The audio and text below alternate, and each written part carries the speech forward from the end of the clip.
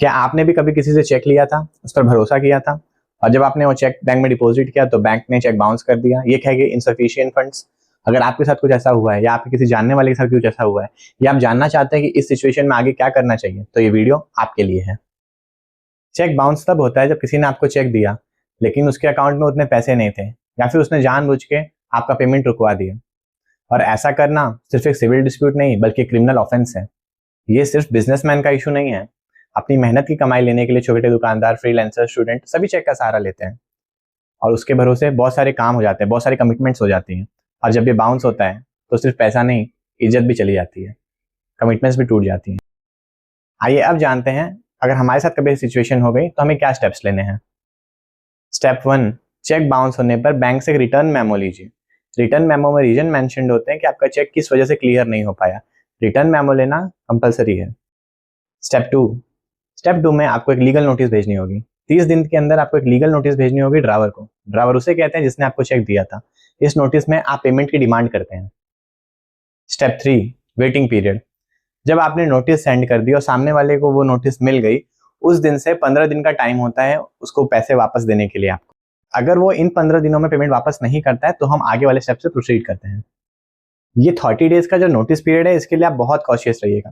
ये 30 days after cheque bounce बहुत अहम होते हैं। आपको लीगल नोटिस इन 30 डेज के अंदर ही भेजना मैंडेटरी है। अगर आप ऐसा नहीं करते हैं तो ऐसा नहीं आपको रेमेडी नहीं मिलेगी, मगर रेमेडी मिलने में आपको मुश्किलें आ सकती है।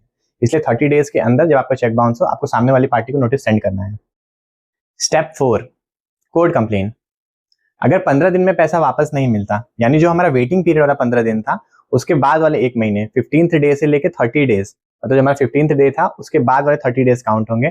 अगर हमारे 15वें दिन के 1 महीने बाद तक में हमें पैसे नहीं मिलते तो इस 1 महीने के अंदर ही हमें कोर्ट में कंप्लेन फाइल करना है।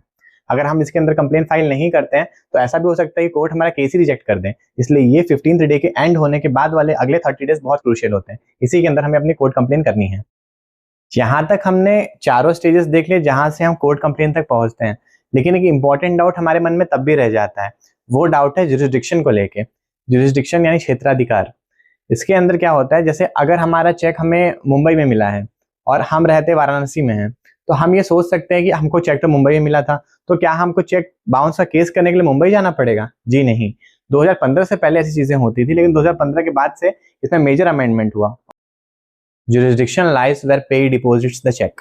इसका मतलब वहां का क्षेत्राधिकार माना जाएगा जहां पे जिसने चेक प्राप्त किया है वो उस चेक को डिपॉजिट करता है। अगर आपने चेक वाराणसी के बैंक में डिपॉजिट किया है तो केस भी वाराणसी में चलेगा, भले ही ड्रावर मुंबई का हो या कहीं और का।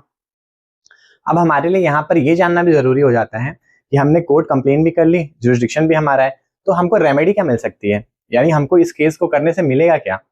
तो इसके अंदर 3 चीजें होती है। अगर आपका केस प्रूव होता है कि सामने वाले ने जानबूझकर अपना चेक बाउंस किया है या उसका ऑब्लिगेशन बनता था आपको पेमेंट करने का पर वो करने में असफल रहा और वो करना नहीं चाहता है, तो फिर उसे 2 साल तक की जेल हो सकती है।